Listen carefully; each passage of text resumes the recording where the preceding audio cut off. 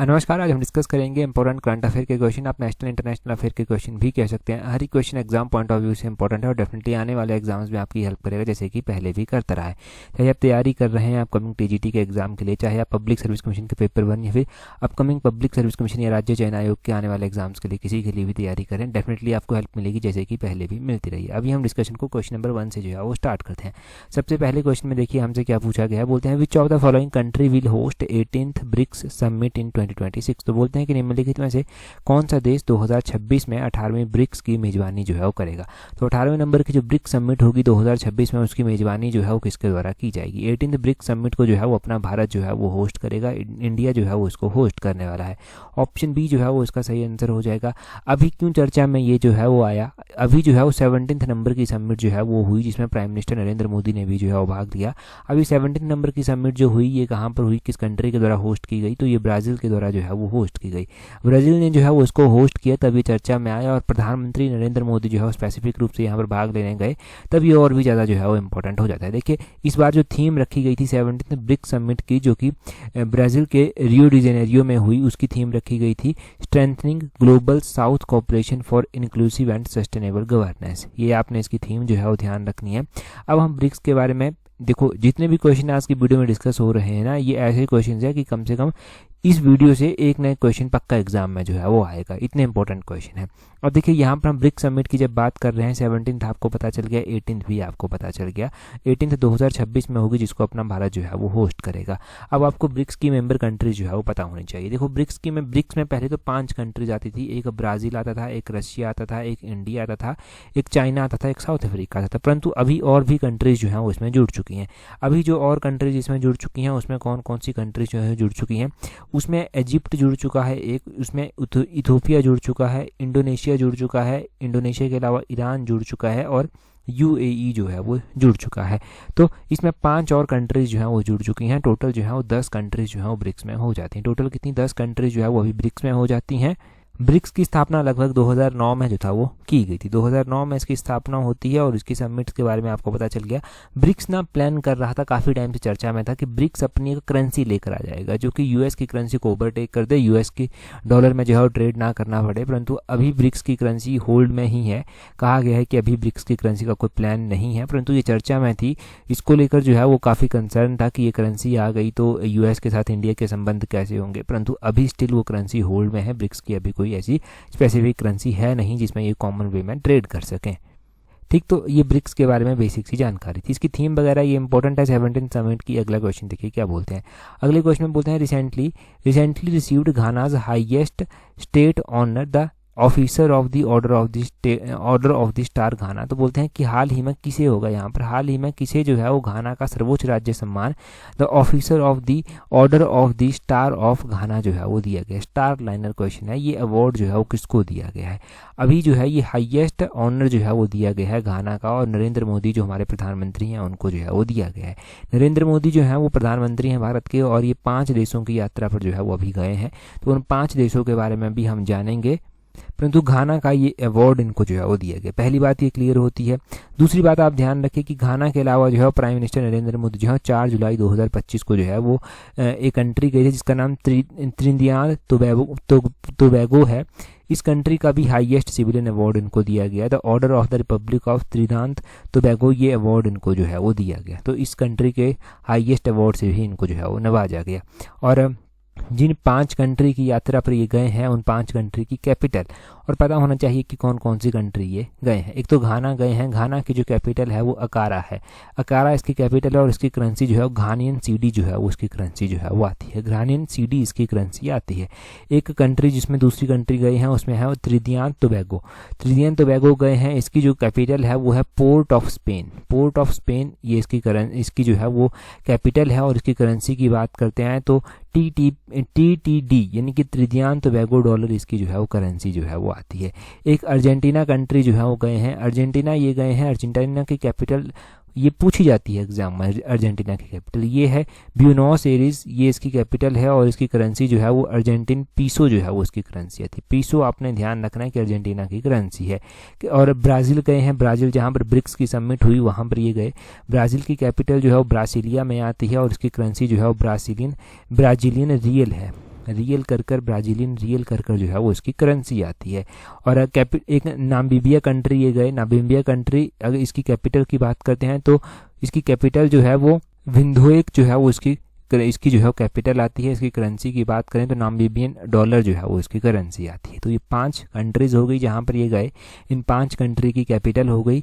ठीक है जी, कैपिटल भी ध्यान रखनी है और जो क्वेश्चन यहाँ से बने, अगर कोई और भी क्वेश्चन आगे चलकर बनता है तो उसको भी ज़रूर हम यहाँ पर डिस्कस करेंगे। परंतु ये क्लियर हुआ, जब भी प्रधानमंत्री प्रेसिडेंट किसी कंट्री की यात्रा पर जाते हैं तो उनके विजिट बहुत ज़्यादा इंपॉर्टेंट जो है वो हो जाते हैं, वहाँ से एक क्वेश्चन बनने की संभावना जो है वो पूरी हो जाती है। नेक्स्ट क्वेश्चन देखिए क्या बोलते हैं according to World Bank report what is the rank of India in global income equality. तो बोलते हैं कि विश्व बैंक की रिपोर्ट के अनुसार जो है वो वैश्विक आय समानता में भारत का रैंक क्या है। देखिए अगर हम बात करते हैं तो वर्ल्ड बैंक के द्वारा एक रिपोर्ट निकाली गई, इसमें बताया गया भारत का रैंक ग्लोबल इनकम इक्वलिटी में। तो ग्लोबल इनकम इक्वलिटी में भारत का रैंक 4th चौथा नंबर जो है वो भारत का यहाँ पर है। ऑप्शन डी जो है वो सही आंसर इसका हो जाएगा। किस तरह से ये रिपोर्ट आई, टॉप की 3 कंट्रीज़ कौन है, वो सारा हम यहाँ पर जानेंगे। देखिए रिसेंटली वर्ल्ड बैंक के द्वारा जो है वो एक रिपोर्ट निकाली गई जिसमें वर्ल्ड में इनकम इक्वलिटी बताई गई, तो भारत का चौथा रैंक आया। और भारत से पहले जो है वो और भी कंट्रीज आती हैं, जैसे कि स्लोवाक रिपब्लिक है वो पहले पे आता है, स्लोवेनिया दूसरे पर, बेलारूस जो है वो तीसरे पर आता है। और इसी के अलावा हमें पता चलता है कि गिनी इंडेक्स में इंडिया जो है वो 25.5 पॉइंट के साथ जो है वो स्टैंड करता है और 4th most equal country in the world है। अच्छा, गिनी इंडेक्स के बारे में पता होना चाहिए कि ये गिनी इंडेक्स है क्या। गिनी इंडेक्स एक इंडेक्स है जो कि हेल्प करता है अंडरस्टैंड करने में कि जो इनकम में इक्वलिटी है वो कितनी है, वेल्थ हो गया, कंजम्पशन हो गया, डिस्ट्रीब्यूशन हो गया across the house hold of India. तो देखिए जो इंडिया में वेल्थ का डिस्ट्रीब्यूशन है वो कैसा है, कंजम्पशन कैसी है, इनकम इक्वलिटी कितनी है, किस तरह से इनकम है, वो सारी चीज़ें जो है वो गिनी इंडेक्स से पता चलती हैं। अब इसमें जो है वो इसमें कंट्री का भी और इंडिविजुअल का भी जो है वो पता चल जाता है। इट रेंजेस 0 to 100, ये 0 से लेकर 100 तक जो है वो रैंकिंग करता है, यानी कि पॉइंट इस तरह से रखे गए हैं। जैसे भारत का पॉइंट 25.5 रहा, तो इसी में जो है वो हमें देखने को मिला कि 0 to 100 से लेकर इसने जब रैंक किया तो, और हाइयर अगर गिनी इंडेक्स होगा तो मोर अनइक्वल है, यानी कि इक्वलिटी वहाँ पर कम है। जितना हाइयर गिनी में जो है वो हाइयर गिनी इंडेक्स होगा उतनी ही जो है वो इक्वलिटी कम है।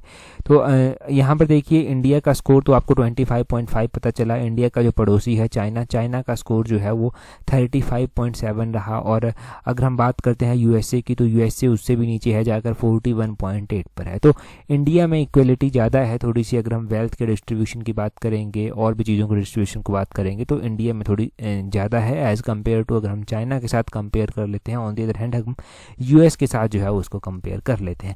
यहाँ पर बताया भी गया है बाकी कंट्रीज़ का रैंक। तो गिनी इंडेक्स पता चला आपको, इंडिया का रैंक पता चला आपको, इतना सब यहाँ से ध्यान रखना। अगले क्वेश्चन में देखिए क्या बोलते हैं। अगले क्वेश्चन में बोलते हैं recently where was foundation stone for India's first national cooperative university laid. तो बोलते हैं कि भारत की पहली जो नेशनल कोऑपरेटिव यूनिवर्सिटी जो इसकी स्थापना फाउंडेशन नींव रखी गई इसकी, वो कहाँ पर रखी गई। देखिए बोलते हैं कि भारत की जो कोऑपरेटिव मिनिस्ट्री है, कोऑपरेटिव जो यूनिवर्सिटी है उसकी जो स्थापना उसकी जो नींव रखी गई वो गुजरात में रखी गई। इसकी आधारशिला ऑप्शन बी जो है वो सही आंसर है। अब इसकी आधारशिला रखी गई गुजरात में, तो किसके द्वारा रखी गई, किस तरह से, ये कितना इंपॉर्टेंट है क्वेश्चन वो समझते हैं। देखो इसकी स्थापना रखी गई गुजरात में, जो हमारे होम मिनिस्टर हैं अमित शाह, उनके द्वारा जो है वो रखी गई। अमित शाह होम मिनिस्टर होने के साथ साथ जो है वो मिनिस्ट्री ऑफ कॉपरेशन भी उनके पास ही जो है वो आती है। ये मिनिस्ट्री ऑफ कॉपरेशन बड़ी ही इंपॉर्टेंट है क्योंकि पहले ये मिनिस्ट्री नहीं हुआ करती थी, अभी लेटेस्ट ही ये मिनिस्ट्री जो है वो स्टेबलाइज की गई है। कब, कौन से ईयर में इस मिनिस्ट्री को जो है वो स्टेबलाइज किया गया है, कब ये मिनिस्ट्री बनी है, 2021 में जो है वो इस मिनिस्ट्री को जो है वो बनाया गया है। 2021 में ये मिनिस्ट्री बनी और मिनिस्ट्री बनने के बाद अमित शाह के पास ही तब से लेकर पोर्टफोलियो है, अभी भी वही है। होम मिनिस्टर तो है ही है, मिनिस्टर ऑफ कॉपरेशन भी वो है। और गुजरात में ये यूनिवर्सिटी की स्थापना रखी गई, इसकी नींव रखी गई, आधारशिला।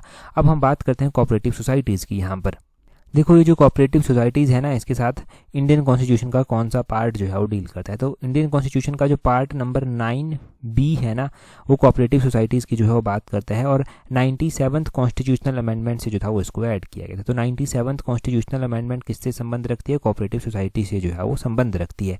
पार्ट हमारा 9B जो है वो हो गया। कोऑपरेटिव सोसाइटीज़ का पता चलता है पार्ट, और आपको कॉन्स्टिट्यूशनल अमेंडमेंट किस शेड्यूल में ये आती हैं। देखो शेड्यूल की बात अगर हम करें ना, तो शेड्यूल का ऐसा है कि ये 7th शेड्यूल जो है ना, 7th शेड्यूल में स्टेट लिस्ट आती है तो स्टेट का ये सब्जेक्ट है, स्टेट लिस्ट में जो है ये कोऑपरेटिव सोसाइटीज़ जो है वो आती हैं। तो पूछा जाए कि कोऑपरेटिव सोसाइटी जो है वो किस लिस्ट में आता है, तो इंडियन कॉन्स्टिट्यूशन की स्टेट लिस्ट में आता है। और state list, concurrent list, union list, ये जो है वो 7th शेड्यूल में जो है वो आते हैं। और देखो कोऑपरेटिव बना सकते हैं आप भी, ये आपका फंडामेंटल राइट है। कौन से आर्टिकल के तहत ये आपको फंडामेंटल राइट जो है वो दिया गया है, तो फंडामेंटल राइट दिया गया है आर्टिकल नंबर 19 आर्टिकल हो गया। 19 आर्टिकल का पार्ट 1 भाग सी इस तरह से आ जाएगा, ठीक है। ये आपने ध्यान रखना है कि हमारा जो 19(1)(c है वो जो है कोऑपरेटिव्स की बात जो है वो करता है, और कोऑपरेटिव्स को प्रमोट भी किया जा सकता है। तो कोऑपरेटिव्स को प्रमोट करने की बात जो है वो आर्टिकल नंबर 43B में जो है वो की गई है। 43B किस में आता है, ये जो है वो directive principle of state policy में जो है वो आता है। और कोऑपरेटिव सोसाइटीज़ की मैनेजमेंट की बात जो है वो गांधीन प्रिंसिपल में आर्टिकल नंबर 43B में जो है वो की गई है। तो कई बार गांधीन प्रिंसिपल के ऊपर भी स्पेसिफिक क्वेश्चन बनता है, ठीक है जी। तो स्पेसिफिक क्वेश्चन यहाँ से कहीं से भी बने, आपका क्वेश्चन अब गलत नहीं हो सकता। हमने डिटेल से जो है कोऑपरेटिव्स के बारे में जान लिया, ये जो यूनिवर्सिटी है उसके बारे में भी अच्छे से हमने यहाँ से जानकारी ले ली। अगला क्वेश्चन देखते हैं, परंतु अगला क्वेश्चन हम डिस्कस करें उससे पहले अगर आप तैयारी कर रहे हैं अपकमिंग TGT के एग्जाम के लिए, तो आप हमारी कॉम्प्रिहेंसिव टेस्ट सीरीज को ज्वाइन कर सकते हैं, जिसका लिंक नीचे डिस्क्रिप्शन बॉक्स, कमेंट बॉक्स में दिया गया है। देखिए, अगर आप तैयारी अपकमिंग TGT JBT के एग्जाम के लिए कर रहे हैं और आप चाहते हैं कि आपकी स्टडी को एक प्रॉपर शेप मिले, जो आपकी छोटी छोटी कमियां रह जाती हैं, जिसको आप बोलते हैं ना कि सिली मिस्टेक्स हो गई यार, अब पेपर नहीं होगा, उन सिली मिस्टेक्स को जो है वो इम्प्रूव किया जा सकता है प्रॉपर प्रैक्टिस से। अगर आप चाहते हैं कि उनको इम्प्रूव किया जा सके और मेरिट में अपना रैंक सुधारा जाए, जो कमियां रह जाती हैं कि पहुंच ही नहीं पाते उस मार्क तक, तो उस मार्क तक पहुंचने के लिए प्रैक्टिस करनी पड़ेगी, और प्रैक्टिस के लिए टेस्ट सीरीज ज्वाइन करना ज़रूरी है। टेस्ट सीरीज का लिंक नीचे डिस्क्रिप्शन बॉक्स, कमेंट बॉक्स में दिया गया है, वहां से जो है वो आप टाइमली टेस्ट सीरीज को ज्वाइन कर सकते हैं। अगला क्वेश्चन देखिए क्या बोलते हैं। अगले क्वेश्चन में बोलते हैं recently which has become the first country to formally recognise the Taliban government in Afghanistan. तो बोलते हैं कि हाल ही में अफगानिस्तान में तालिबान सरकार को जो है वो औपचारिक रूप से मान्यता देने वाला पहला देश जो है वो कौन बन गया। देखो, आपको पता है कि अफगानिस्तान में जो है वो कुछ टाइम पहले तालिबान के द्वारा जो है वो कंट्रोल कर लिया गया था। तालिबान के द्वारा कंट्रोल कर लिया गया था, अब तालिबान की सरकार ही वहाँ पर चलती है। तो तालिबान को मान्यता देने वाला पहला देश अभी बना है रशिया। रशिया ने कहा है कि हम तालिबान को जो है वो ऑफिशियली जो है वो फॉर्मली जो है वो रिकॉग्नाइज करते हैं। देखो, इंडिया जब तालिबान वाला ये कंट्रोल वहाँ पर आ रहा था ना, तो इंडिया ने जो है वो क्या किया था, अपने सिटीजन्स को वहाँ से निकालने के लिए एक ऑपरेशन भी चलाया था। ऑपरेशन का नाम रखा गया था ऑपरेशन देवी शक्ति। तो ऑपरेशन देवी शक्ति चलाया था, वो अफगानिस्तान के लिए जो था वो चलाया था, ताकि इंडिया के जो सिटीजन वहाँ पर फंसे हुए हैं उन सिटीजन्स को जो है वो वहाँ से निकाला जा सके। इसलिए इंडिया ने ये ऑपरेशन देवी शक्ति कर जो था वो ऑपरेशन चलाया था। ये 2021 के आसपास की बात है, जब इंडिया के द्वारा इस तरह का ऑपरेशन जो था वो चलाया गया था। ऑपरेशन देवी शक्ति कर जो था वो इंडिया ने ये ऑपरेशन चलाया था। अच्छा, आपको पता चलता है अभी कि ये जो रशिया है ये कहता है कि हम जो है वो तालिबान को जो है वो तालिबान की जो गवर्नमेंट है अफगानिस्तान में उसको ऑफिशियली जो है वो रिकॉग्नाइज जो है वो कर लेंगे, और ये पहली इस तरह की कंट्री जो है वो बनी है। देखो, जहाँ पर वेस्टर्न कंट्री जैसे कि USA जैसी कंट्रीज जो हैं ये कहती हैं कि हम जो है वो रिकॉग्नाइज नहीं करेंगे अभी, क्योंकि वहाँ पर ह्यूमन राइट्स का जो है वायलेशन हो रहा है, जेंडर रेस्ट्रिक्शंस है, महिलाओं को मतलब पर्दा प्रथा है एक तरह से, यूँ कह सकते हैं आप वहाँ पर। तो ठीक है, इस तरह की चीज़ों को लेकर जो है वो वेस्टर्न कंट्री USA जैसी बड़ी कंट्री जो है वो अभी मना करती हैं, परंतु रशिया ने ये कह दिया। रशिया ट्रेड के पॉइंट ऑफ व्यू से भी देख रहा है एक तरह से, और टेररिज्म को भी काउंटर करने के लिए जो है वो हेल्पफुल है। ISIS जैसे जो मुख्य टेररिस्ट ग्रुप हैं उनको काउंटर करने के लिए भी एक रशिया की जो है साजिश हो सकती है। परंतु रशिया धीरे धीरे एक्सपेंड कर रहा है, क्योंकि अफगानिस्तान में बहुत सारे मिनरल के रिच सोर्सेज हैं। फिलहाल यहाँ से इतना ही जानेंगे, परंतु एक जीके का क्वेश्चन, जो स्टैटिक जीके का क्वेश्चन बनता है, वो क्वेश्चन ये बनता है कि जो इंडिया और अफगानिस्तान के बीच में बाउंड्री लगती है वो उसको क्या नाम जो है वो दिया गया है। देखो, उसको डुरंड लाइन जो है वो बोलते हैं, परंतु अब ये बाउंड्री पाकिस्तान और अफगानिस्तान के बीच में जो है वो लगती है।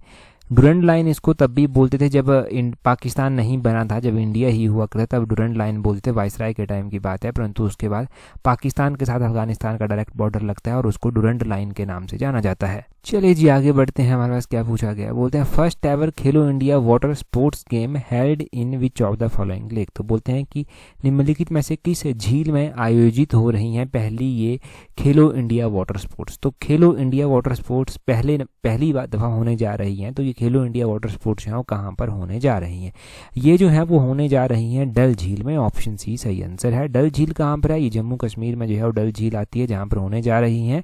ये जो है ना 21 अगस्त से होने जा रही हैं। जो प्रेजेंट टाइम में union minister for youth affairs and sports हैं उनके द्वारा ये जानकारी दी गई है। और प्रेजेंट टाइम में जो union minister for youth affairs हैं उनका नाम डॉक्टर मनसुख मांडविया जो है वो उनका नाम जो है वो आता है। उनका नाम भी आपने ध्यान रखना है। अब ये खेलें ना पहली बार होने जा रही हैं, फर्स्ट एवर ये वाटर स्पोर्ट्स गेम है, तब ये बहुत ज़्यादा इंपॉर्टेंट है। जब पहली बार कोई भी इस तरह की गेम्स होती हैं तो वो इम्पोर्टेंट हो जाता है। अब देखो खेलो इंडिया गेम्स जो हैं वो होती रहती हैं अलग अलग कैटेगरीज में। जैसे कि हम बात करते हैं खेलो इंडिया यूथ गेम्स की। खेलो इंडिया यूथ गेम्स 2025 में बिहार के द्वारा जो था वो होस्ट की गई। किसके द्वारा? बिहार ने इनको होस्ट किया। और 2025 में जो है वो खेलो इंडिया पैरा गेम्स हुई कि जो खेलो इंडिया पैरा गेम्स हुई ये न्यू दिल्ली में जो था वो होस्ट की गई। न्यू दिल्ली में जो था वो इनको होस्ट किया गया। 2025 में जो खेलो इंडिया बीच गेम्स हुई, खेलो इंडिया बीच गेम्स भी हुई। ये गेम्स जो हैं वो 19 मई से लेकर 25 मई के बीच में हुई थी। ये कहाँ पर हुई थी? ये दादर नगर हवेली और दमन एंड दीव में जो था वो हुई थी। तो दादर नगर हवेली दमन एंड दीव में जो था ये हुई थी। ये आपने ध्यान रखना है, यहाँ पर ये खेलो इंडिया बीच गेम्स हुई थी।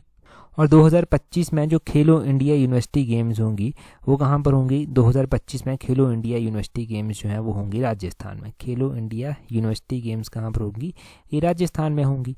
तो ये हमने एक लंबी श्रेणी जो है, लंबी लिस्ट बनाकर जो है वो यहाँ पर आपने लिख भी दिया। अब ये याद करना तो रिस्पॉन्सिबिलिटी आपकी है, क्योंकि पेपर में यहाँ से एक्सपेक्टेड है क्वेश्चन कि पेपर में यहाँ से जो है क्वेश्चन आएगा ही आएगा। मोस्ट एक्सपेक्टेड क्वेश्चन जो है वो यहाँ से बनेगा।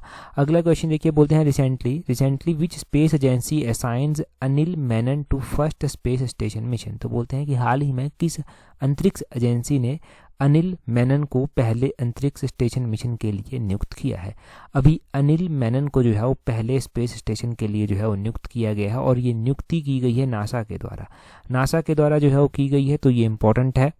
अब देखो नासा ने ये डिसाइड किया है, नासा के ही ये एस्ट्रोनॉट हैं, ये जो है वो जून 2026 में जो है वो जाएंगे। जून जो 2026 में ये नासा का एक मिशन होगा जिसका नाम रोस्कोमोस सोयूज MS-29 है, जिससे ये जाएंगे। शायद कजाकिस्तान से जो है उसको लॉन्च किया जाएगा जून 2026 में, तब जो है ये वहाँ पर जो है वो जाएंगे। और भारतीय मूल के हैं ये अनिल मेनन, इसलिए इम्पोर्टेंट है। ठीक है, भारतीय मूल के हैं तो ये नासा के एस्ट्रोनॉट, परंतु भारतीय मूल के जो हैं ये हैं। अभी हमारे शुभांशु शुक्ला भी जो हैं वो गए हैं। शुभांशु शुक्ला जो हैं वो गए हैं अंतरिक्ष पर, और वो भी इंटरनेशनल स्पेस स्टेशन पर जाकर जो है वो अलग अलग चीज़ों के ऊपर जो है वो रिसर्च कर रहे हैं। पहले इंडियन कौन थे? फर्स्ट इंडियन जो स्पेस पर गए थे, first Indian to go space जो है वो उनका नाम राकेश शर्मा था। और राकेश शर्मा जो था वो 1984 में जो था वो स्पेस पर गए थे। कब गए थे राकेश शर्मा? 1984 में राकेश शर्मा स्पेस पर गए थे। शुभांशु शुक्ला भी गए हैं। शुभांशु शुक्ला के अलावा अनिल मेनन जो है वो जाएंगे। अनिल मेनन के अलावा जो है वो आपने सुनीता विलियम्स का नाम ध्यान रखना है। सुनीता विलियम भी एक हैं तो इंडियन ओरिजिन की, परंतु ये अमेरिकन एस्ट्रोनॉट हैं और कुछ दिनों के लिए गई थी, परंतु वहाँ पर जाकर जो है वो ये फंस गई थी। इनके जो जाना था इन्होंने थोड़े से दिनों के लिए, फिर लंबा टाइम इनको वहाँ पर जाकर जो था वो लगाना पड़ा था स्पेस में जाकर, इंटरनेशनल स्पेस स्टेशन पर जाकर। तो अभी ये वापिस आ गई हैं। शुभांशु शुक्ला गए हैं, उसके बाद अनिल मेनन चले जाएंगे। तो स्पेस में जो है वो आने वाले टाइम में जीके तो बनेगी यहाँ से, परंतु यहाँ पर रिसर्च भी बहुत ज़्यादा होने वाला है। बहुत चीज़ें जो है वो सामने आने वाली हैं। टेक्नोलॉजी भी यहाँ से चेंज होगी और ऑब्वियसली ठीक है जी। यहाँ पर वही लिखा गया है जो मैंने आपको बताया नासा के बारे में। नासा ने जो है वो अनिल मेनन को जो है वो फर्स्ट स्पेस स्टेशन मिशन पर जो है वो भेजने के लिए कहा है। ठीक है जी। अगला क्वेश्चन देखिए, बोलते हैं क्या, अगले क्वेश्चन में बोलते हैं recently who has set a new world record by becoming the youngest mountaineer to scale Mount Elbrus. तो बोलते हैं कि हाल ही में माउंट एल्ब्रस को स्केल करने वाले सबसे कम उम्र के पर्वतारोही बनकर एक नया विश्व रिकॉर्ड बनाया गया है। ये किसके द्वारा बनाया गया है? तो ये तेगबीर सिंह के द्वारा जो है वो बनाया गया है। तेगबीर सिंह जो है वो यंगेस्ट है, बहुत ही कम उम्र के हैं। इन्होंने जो है वो माउंट एल्ब्रस में जो है वो माउंटेनियरिंग कर जो है वो एक रिकॉर्ड जो है वो बनाया है। अच्छा, कितने साल की इनकी एज है?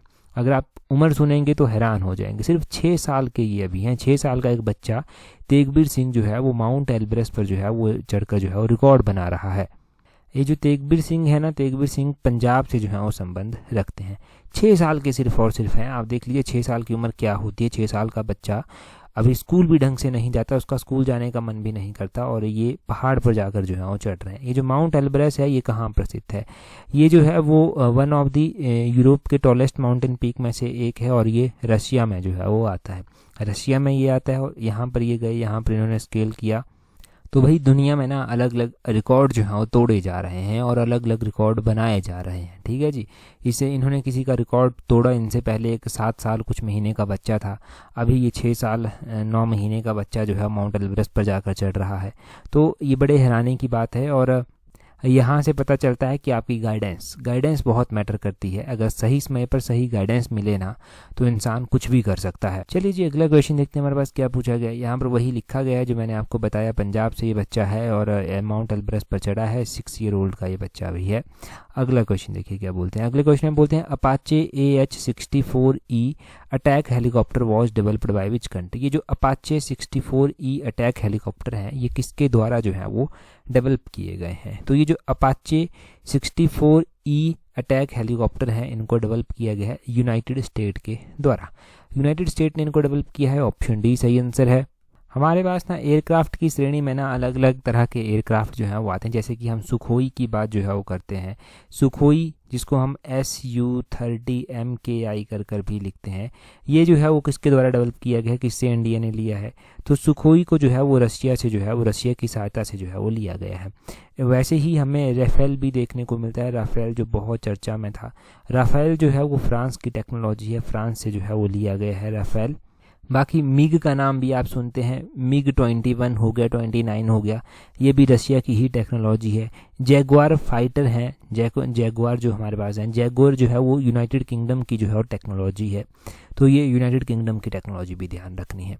ये इतना बेसिक सा यहाँ से पता चलता है, बेसिक सा यहाँ से आपने ध्यान भी रखना है। अगले क्वेश्चन में बोलते हैं which of the following is not correctly match.